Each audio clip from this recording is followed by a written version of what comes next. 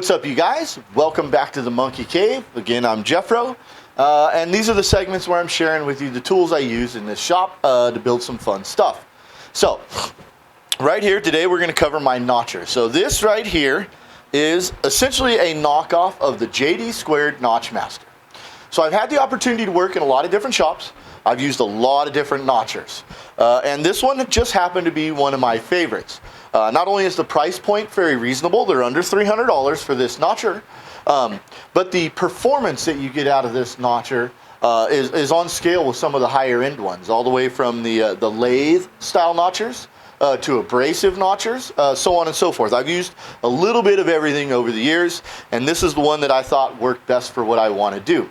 Now, I also know how to notch with a saw and other ways, and I'm going to show you guys those in other videos, how to do different notches that way.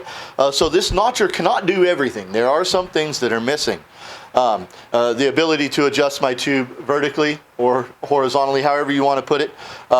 This I've set up so that this notcher just bolts right onto my table. I can unclamp it, take it right off, get right back to work. So I made that part modular just using an old machinist vise. But this notcher, what makes this notcher really cool is the ability to change the angle that you want to notch on the fly. I don't have to unbolt anything. I don't have to make any changes right there. I can just adjust the angle, and so I can make pretty precise cuts. Now, with a thick arbor like this and a pretty decent hole saw right here, I can take hairline cuts off of a piece of tube. This clamps it tight enough. I don't really have a problem right there. If you're not familiar with Swag Offroad, you really should be. Swag Offroad makes a small adapter for this notcher, and it's made to fit right in here. It's got two magnets that hold it in place, and it fits right into their tube lock right here. And what it does is it moves the tube out away from the notch body itself, allowing you, say if I have a bend right here, I can get this guy right up here. This part is adjustable, so I can grab the tube, right, even with a close bend right here. So it's pretty cool. Now, these guys allow you to come in, take your measurement, and rock your notch pretty quickly. So, if you don't mind, I'm going to show you that right now, right? So, say I'm set up right here. I'm coming in at 0 degrees right now, and I'm just going to push through this guy, okay? You ready?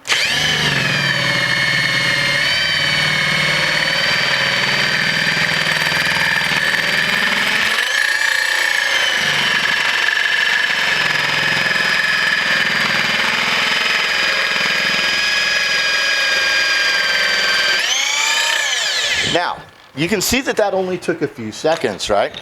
And it produces a pretty nice notch. Okay, but say I wanted to come in and now I want to add a couple of degrees to that notch. Well, I would just come in just like this. And I'm not taking any off of this side, but I'm going to take a little bit off of the outside.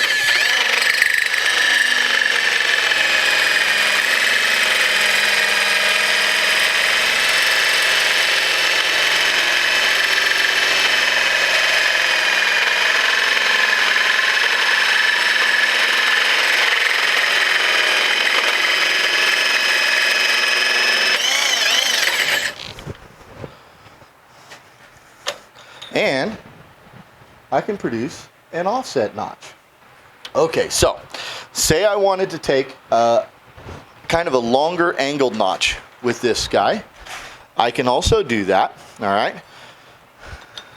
However, the hole saw itself sometimes is a little bit shorter in length than the amount of cut you want to do. So I always keep a cutoff wheel on a grinder happy, ready to go.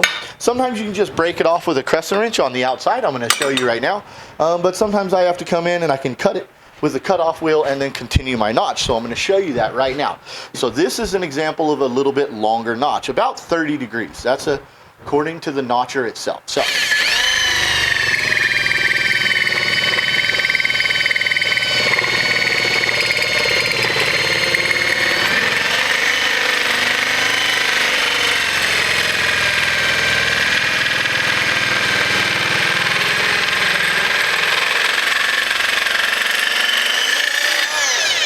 So what happens is on the inside right here, because it didn't remove that piece of material completely, sometimes it'll be part of the actual notch that's coming out, the hole saw will stop right there. You can't go any further. So you can come in here with a grinder like this.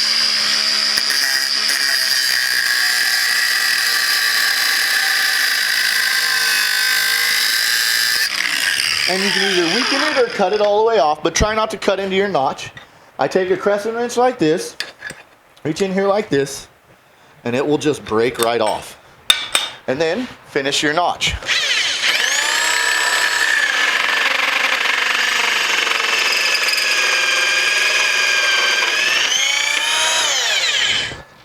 And you've produced an offset notch.